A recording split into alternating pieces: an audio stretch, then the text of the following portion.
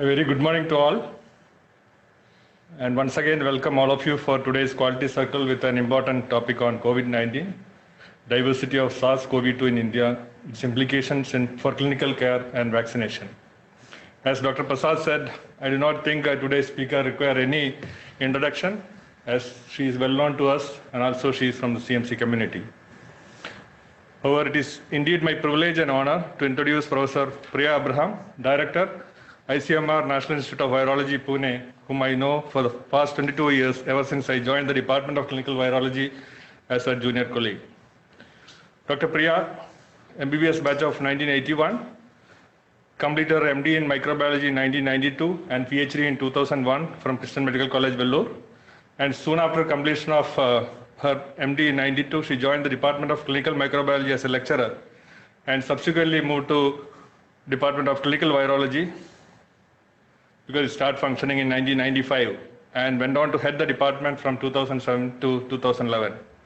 She also worked in Virus Reference Laboratory and Department of Pathology, St. Vincent's Hospital, University College, Dublin, Ireland during 94 to 96. And she was awarded fellowship in Royal College of Pathologists in the year 2019. Dr. Priya is a very good academician and a great teacher and valued by both her undergraduate and postgraduate students. And when the Medical Council of India initiated the new DM program in virology, she was invited to develop the syllabus of the course. And incidentally, this year our institution will be admitting 2 students for DM virology for the first time in the country. Dr. Abraham is an astute clinical virologist, and her main areas of interest are hepatitis viruses and human papillomavirus infections. And she was heading these sections in our department for over 2 decades. And her expertise in the hepatitis viral diagnostics has been recognized by WHO by appointing her in the Guidelines Development Working Group for Hepatitis B virus. And she was also deputed by WHO to draft the hepatitis screening guidelines in Myanmar in 2017. And she has been also nominated as a member of Technical Resource Group on Surveillance of Viral Hepatitis by Ministry of Health, Government of India. And Dr. Priya is a perfect example of a physician scientist. She has completed numerous intramural and 10 extramural research projects successfully as a principal investigator or co-investigator. And apart from successfully completing these projects, she also made sure that all the data generated from these projects were published in peer-reviewed national and international journals. And currently, she had about 120 publications to her credit. And till date, she has guided 3 PhD students and served as co-guide or co-mentor for another 6. Dr. Priya's administrative capacity has been recognized by our institution in several ways. Apart from being the head of the Department of Clinical Virology for 4 years, she served in several capacities like Joint Secretary, Hospital Infection Control Committee, Deputy Director, USAID, ASHA Grants and Foreign Donations, and Associate Director of Medical. And if you look at her 30 years of career, whatever capacity she served, she has shown that she is a task master and completed successfully all the responsibility bestowed on her on time. I'm sure her vast experience in an infectious disease diagnostic laboratory like us and her experience in applied research and her administrative and managerial skill would have made the Government of India in appointing her as the Director of ICMR National Institute of Virology, Pune in November 2019.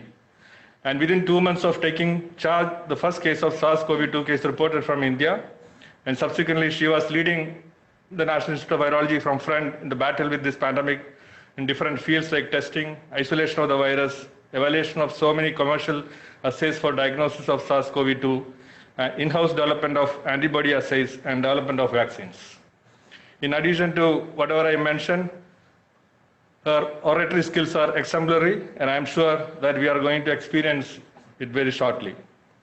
Request ma'am to deliver the talk. Thank you. Rajesh, you've been really generous with your introduction. And let me try and do some justice to all that you said about me.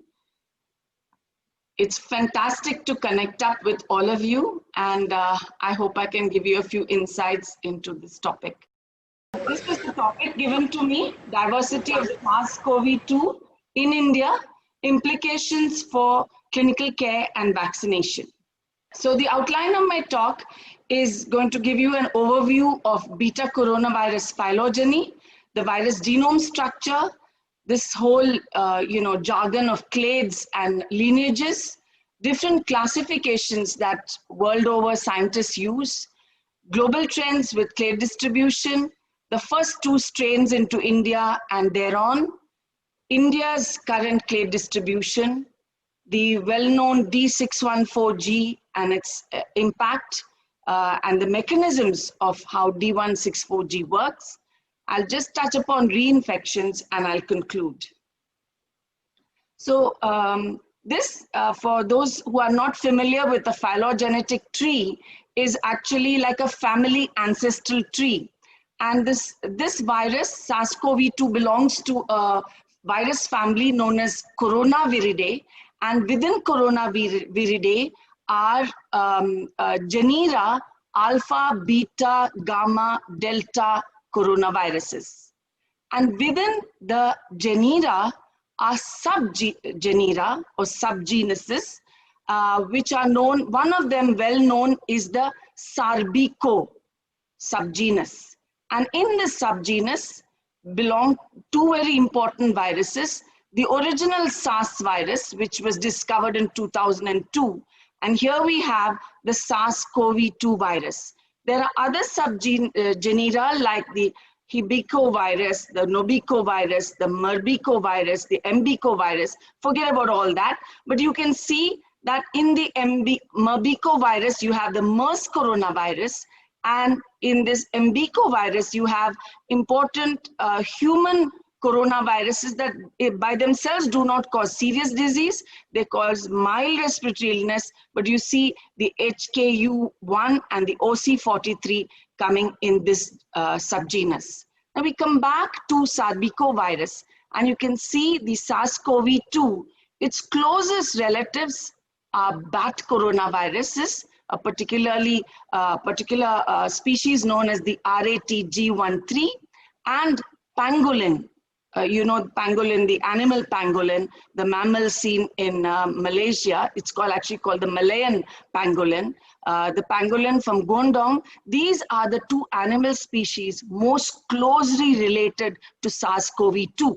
And what you see, when you see these values here, it shows 100% homology or 100% overlap, okay, with all these strains that are shown here. Of course, now there are several strains of SARS-CoV all over the world. So this gives you, this is about 80% sharing homology with our friend here, and most closely related to another type of SARS-like viruses seen in bats. So you see bats are closely related to the earlier SARS and also closely related to the present SARS-CoV-2.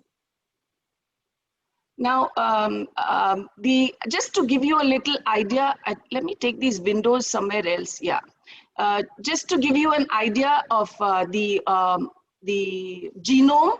The genome of this virus comprises of almost 30,000 nucleotides, and on the 5' end, you see genes that code for all the non-structural proteins, and on the 3' end, on your right, are the genes that code for structural proteins, including the well-known spike protein, which you can see here engaging with the ACE2 receptor of the host cell.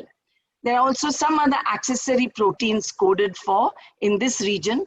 And those of you who have been engaged with diagnostics, you have seen that your RT-PCRs either detect the envelope E protein or the nucleocapsid N protein, or it detects maybe the spike S protein. Some of you may have heard of RDRP, that's found in the ORF1b region. Some assays detect bigger chunks of the ORF1b region. But just to give you an idea that these actually code for viral enzymes, these code for physical structural proteins of the virus. Now, when you look at the number of strains that have been sequences that have been analyzed world over, I don't know whether that figure is hidden there, but it's over 1,40,600 and something. It's a huge number. 140,000 plus sequences globally are known today, and the big chunk is occupied by Europe and North America, more than 75%. Asia is this slice here, and 1/3 of Asia's strains come out of India. Now, people talk about these, clades, lineages, subclades, and this is all a bit confusing for people. You pick it up, 1.3, 3.1, all these strange annotations of, subclades. Actually, the SARS-CoV-2 began with 2 lineages, the L and the S. These were the original ones that came out of Wuhan. Then this evolved to clades. Further to L, there was G, V, and O clades. And within G, you have, again, GH and GR. So this is as per the GISAID classification. This is a big database, which is called the Global Initiation on Sharing Influenza Data. As the name suggests, this was initiated for influenza strains in the previous decade, but this has become very useful today because everybody who has sequenced, and mind you, when you sequence the whole genome of the virus, which is almost 30,000 nucleotides. There are other databases known as Pangolin, phylogenetic assignment of named global outbreak lineages. It has nothing to do with the animal pangolin, but it's a convenient acronym. And another database known as NextStrain. I'm saying all of this because when you look at literature, you find scientists hopping from one to another. But the best known is the GISAID classification, which I have just outlined to you here. Now, if you look here, what you're seeing here are massive phylogenetic trees. This GISAID, which looks at the amino acid, nucleotides, triplet codes for an amino acid. And this is the GISAID classification with hundreds and thousands of amino acid sequences after doing whole genome sequencing. This is the NextStrain. This is based on nucleic acids, but this gives a temporal profile to it. So the earliest strain was a 19A, reflecting the first strain that was sequenced on 8th of December, 2019. Later in December, those strains are known as 19B.